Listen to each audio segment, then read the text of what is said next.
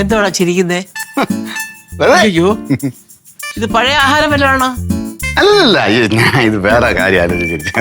അത് ശരി. എന്നാ പിന്നെ എന്തിനാടാ ഒരാൾ കഴിച്ചോണ്ടിരിക്കുമ്പോ ഇങ്ങനെ നോക്കി കിണിച്ചോണ്ടിരിക്കുന്നേ? അല്ലല്ല, ഞാൻ എന്നെ പറ്റി തന്നെ ഓർത്ത അഭിമാനം കൊണ്ട് ചിരിച്ചാണ് വെച്ചാൽ. അയ്യോ, ഓ, എന്നെ പറ്റി അങ്ങനെ കൊണ്ട് അഭിമാനിക്കാൻ എന്തുവാ നീ ചെയ്തത്? അല്ല ആ, കൊച്ചമ്മ, ചന്ദ്രഹാസൻ കമ്പനിയിൽ എത്ര ജോലിക്കാരുണ്ടാവും? ചന്ദ്രഹാസൻ കമ്പനിയില് ഒരു 100-150 പേര് കാണും. 200 വെച്ചോ.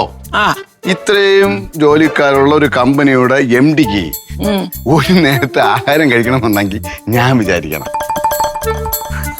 പെട്ടെന്ന് ആലോചന അതിനാണോ ചിരിച്ചേ?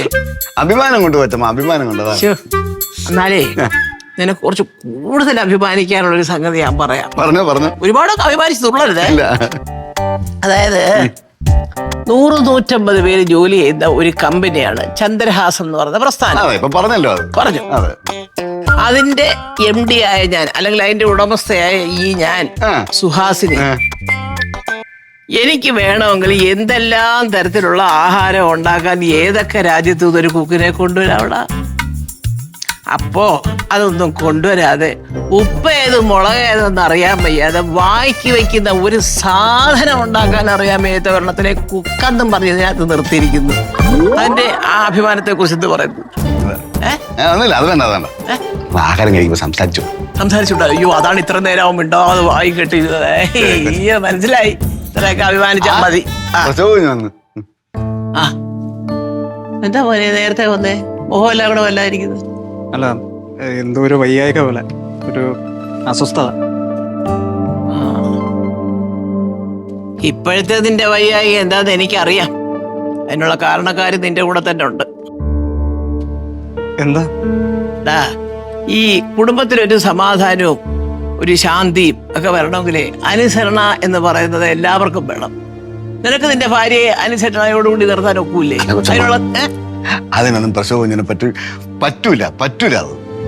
അത് ശരി. മുത്തോണ, കൂടുതൽ കളിയാക്കരുതേ. ഞാൻ കുടുംബത്തിൽ ഒരു പ്രശ്നം വരണമെന്ന് പറഞ്ഞാ ഒതുങ്ങി പോണത്, അല്ലാതെ എനിക്ക് വഴക്കുണ്ടാക്കാനും അടിയുണ്ടാക്കാനും അറിഞ്ഞുകൂടാത്തോണ്ടല്ല. ഞാൻ വിശ്വസിച്ച്. എടാ, കുടുംബത്തിൽ പ്രശ്നം ഉണ്ടാകാതിരിക്കണമെങ്കിൽ എന്ത് ചെയ്യണം അത് പറ. ഭാര്യ ആയിരുന്നാലും ശരി, ആരായിരുന്നാലും ശരി, നമ്മുടെ വാക്കിനെ ധിക്കരിക്കുന്നവളെ വിളിച്ചിരുത്തി കാര്യം പറഞ്ഞ് മനസ്സിലാക്കി കൊടുക്കണം. അങ്ങനെ അടക്കി ഒതുക്കി നിർത്താൻ നിനക്ക് പറ്റത്തില്ലേ? അവളോട് പറയണം. എന്തിനാ പേടിക്കുന്നേ? അല്ല, കൊച്ചമ്മ പറഞ്ഞത് അങ്ങോട്ട് മനസ്സിലായില്ല. ഞാൻ പറഞ്ഞുതരാം. ഇപ്പം കുക്കറിൽ നമ്മൾ ചോറ് വയ്ക്കുന്നു, മൺകലത്തിലും ചോറ് വയ്ക്കുന്നു. പക്ഷെ ടേസ്റ്റ് കൂടുതലും മൺകലത്തിൽ വെക്കുന്ന ചോറിനാണ്. അല്ല, അതും ഇതുമായിട്ട് എന്താ ബന്ധം? കൊച്ചമ്മക്ക് മനസ്സിലായില്ലേ? പറഞ്ഞുതരാം കൊച്ചമ്മ. മൺകലം കാണാൻ ലുക്കില്ല, പക്ഷെ മൺകലത്തിൽ വെക്കുന്ന ചോറിനാണ് ടേസ്റ്റ് കൂടുതൽ.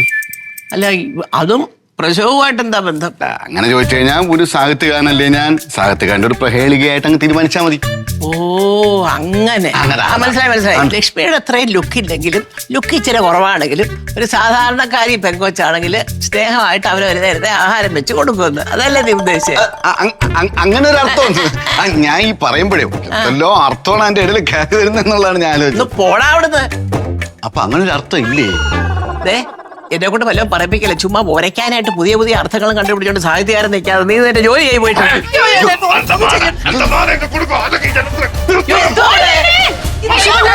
ഒന്ന് വന്നാണ് ലക്ഷ്മിജി ഏതൊരു ഭീകരനെ ആക്രമിക്കാൻ ശ്രമിക്കുന്നത്.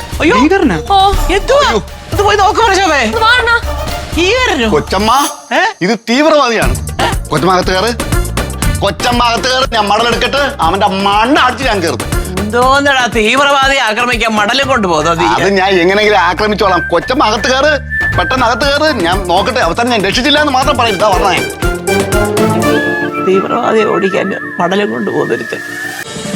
ഫ്ലവേഴ്സ് ഒരുക്കുന്ന കാഴ്ച വസന്തം യൂട്യൂബിൽ പ്രേക്ഷകർക്ക് ലൈവായി കാണാം. ഫ്ലവേഴ്സ് കോമഡിയിൽ ജോയിൻ ചെയ്യൂ, ആസ്വദിക്കൂ.